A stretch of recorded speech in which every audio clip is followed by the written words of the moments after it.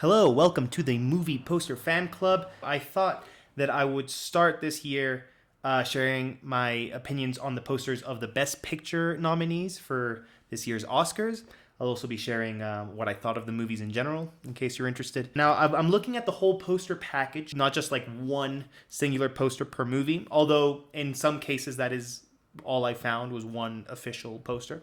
So yeah, I'll be judging them based on like kind of an average of all the posters that are like the theatrical posters for each movie. My least favorite of the posters is the Wicked posters for sure.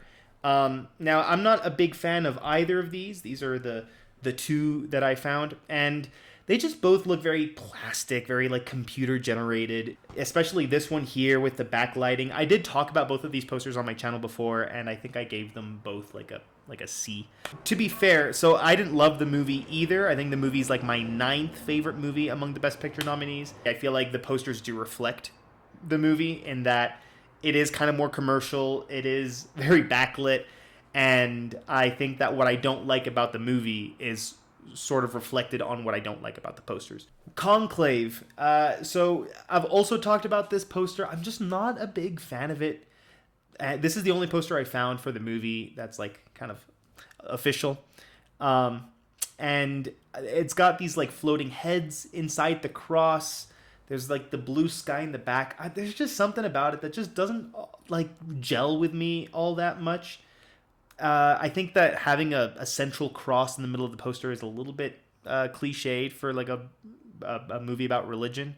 We've seen it before. We've seen it before this very year. I've reviewed other posters with a big cross in the middle. So, you know, I feel like there are more original ways of kind of conveying that it's a movie about religion. There was some thought put behind it, but I just don't love the finished product. As for the movie, I would probably put it in like sixth place among the Best Picture nominees for me. I liked it, but I feel like the last act was really was kind of disappointing. It didn't really gel with me the way that story kind of concluded. It was kind of cliched. So, yeah, that's my thought on that. We've got A Complete Unknown. So I've also talked about this poster. I think it's like perfectly well constructed. I like, Timmy's kind of shadowed face covering up most of the image here. We got all the text on a right alignment, and it looks pretty neat, looks pretty tidy. I like kind of the alternating between the red, the gray, and the black in the text. I've talked about this poster before. I think it looks good. I think it's a good decision to have sort of a gray background rather than like a flat white background. It just gives it a little bit more texture. So yeah, and I thought the movie was decent. I would probably rank it seventh among the Best Picture nominees. I think that it's a little bit too biopic-y, kind of cliched in that way. But I did like how Dylan's character was portrayed. I thought that he was quite mysterious, and I feel like that's kind of unique and original for a biopic that normally over-explains and over-psychoanalyzes the subjects. So, yeah, I don't know. Mixed bag for me. Like 3 stars out of 5. In seventh place, we have Dune Part 2.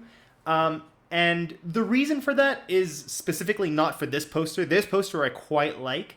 I think it's super, super good. It's my favorite of the Dune 2 posters. But the other two, this one I just kind of detest. This one's just really just generic and blockbustery, very, floating heads. I mean, it's nice that they went with like one solid kind of orangey color scheme that makes it a little bit original, but I just don't love this aesthetic at all. That's kind of gross. And this one's decent, I think, yeah, this one's okay for me. This one I don't like, and this one I love. I feel like this is just kind of a cooler vibe. How they're kind of more desaturated. It's just a little bit more unique. I love all this overhead space.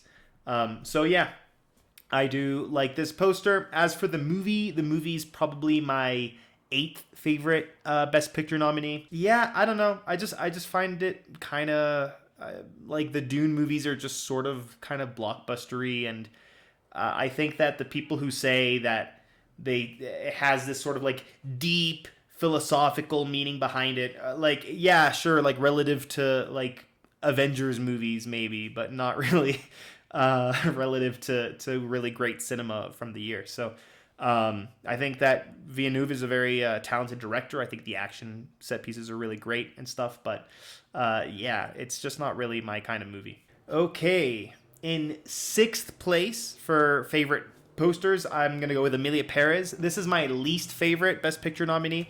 It's pretty tied up there with Wicked. I think Wicked like serves better as a musical, but Emilia Perez is a little bit more interesting cinematically speaking. Very problematic in the way that it tells these stories. I live in Mexico. I don't have enough time in my video to explain to you how this movie's been received here and how much people hate on it, because it just treats all of these really, really sensitive stories and themes so generically, so superficially. So I'm not a big fan of the movie, but I really like this poster quite a bit. I did also talk about this one in my channel. I love these alternating colors here. I love the way that these three women are shot. So I do like that. I love this poster quite a bit. The other poster, which is this one, I think design wise, and I mean just sort of like in a sort of layout structure, color scheme, it works really well. It's like a really good poster. I just find this central image here quite tacky, and so it's just aesthetically not my vibe. These sort of like gold and flowery, and it's just that stuff's kind of gross to me. But I understand that it does reflect the vibe of the movie. So I'm going to I'm gonna say that is in sixth place. In fifth place, I have Nickel Boys. I do really like this poster a lot. I've also talked about it on my channel. I love just the way that these angles are sort of frame our characters. And now having seen the movie, I appreciate the poster even more, because this is a really, really beautiful scene in the movie. Because since the movie is shot from like a first person perspective, we're sort of seeing the eyes of these characters in the movie.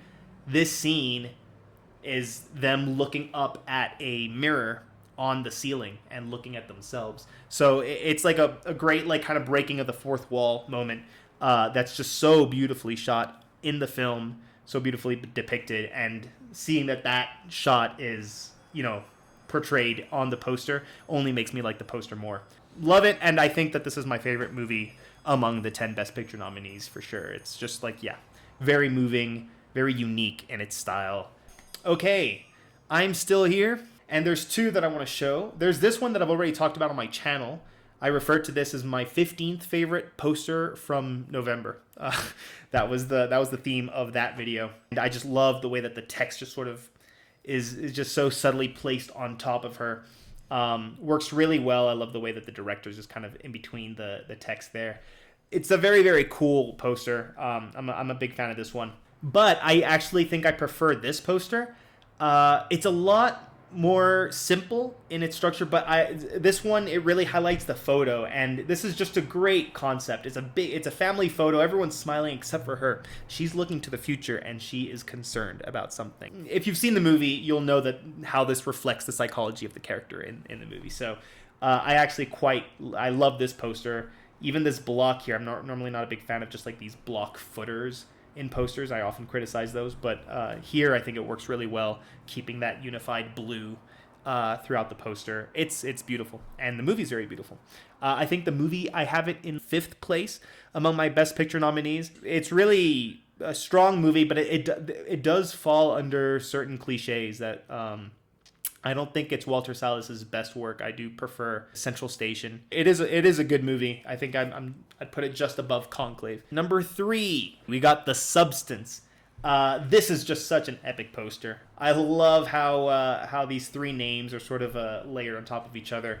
That's really nice. I just love the whole overall vibe, the look. The only thing that kind of breaks the illusion a little bit of this poster is the fact that the exact same back with the spine all stitched up is being shown in this photo. I don't love it when elements are sort of repeated in different posters, because it kind of breaks the illusion, right? Like you're seeing this, you think, wow, what a beautiful image, but then you see this poster somewhere else, and you're like, oh, it kind of breaks the illusion because it makes you think about the design. And I think the idea of the posters, you're not thinking about the design, you're being impacted by what's being seen in the poster. Regardless, I also love this poster. This one's really cool, with that great quote by IndieWire right in the middle there. It's just very in your face.